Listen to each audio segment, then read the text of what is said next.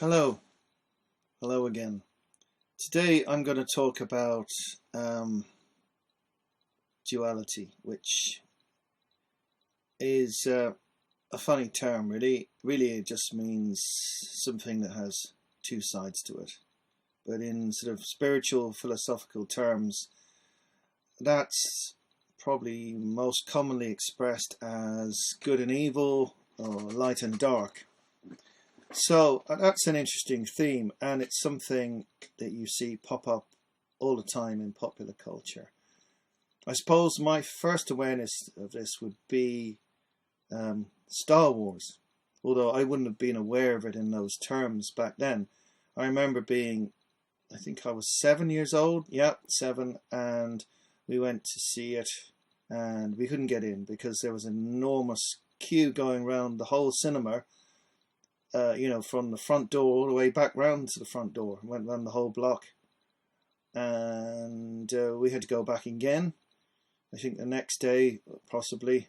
Anyway, so we queued up for like a million years again, and actually managed to get in the second time. So that was quite mind blowing for me. In fact, even for adults, it was quite mind blowing at the time. And it was quite obvious, really, that who was good and who was bad. So you've got straight away at the beginning, you've got Princess Leia, the leader of the Alliance, the goodies, dressed in white, and you have Darth Vader, the leader of the baddies, dressed all in black. So it was very, very clear who's good and who's bad. So traditionally, black has been the color of evil, of darkness, of the night, of all things bad, and white is the color of light and all things good. Of course, in real life, that isn't true at all. Black things are not evil. Black cats are not evil. White things aren't necessarily good at all. Try and think of a good example. Oh yeah, certain mushrooms that are white will actually kill you if you eat them. So it actually doesn't work in real life, but it's symbolic, obviously.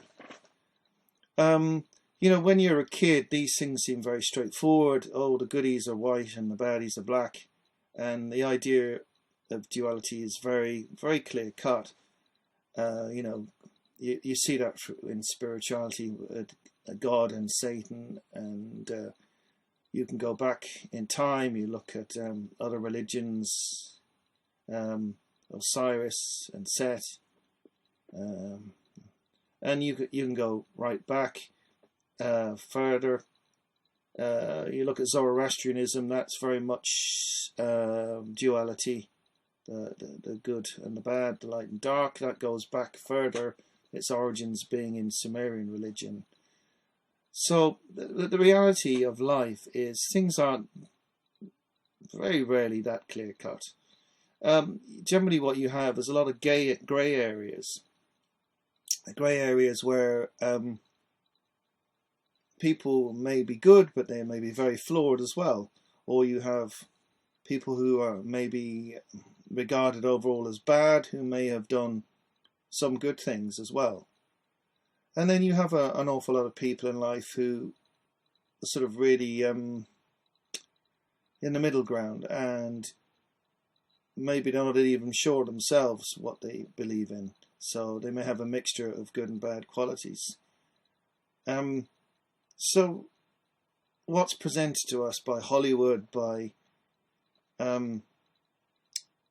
books, by all kinds of culture, by religion as well, is generally an oversimplification of how things really are. And very much you'll find this in politics as well. So we seem to be in a time of increasing extremes where you're chose to pick, not just in politics but in all kinds of moral areas, one side or the other. This side is great, this side's evil, but very, very much this is divisive. And real life, real people, yeah, it's not that simple. So I would encourage people to think a little bit before they decide, I'm going to pick a side here.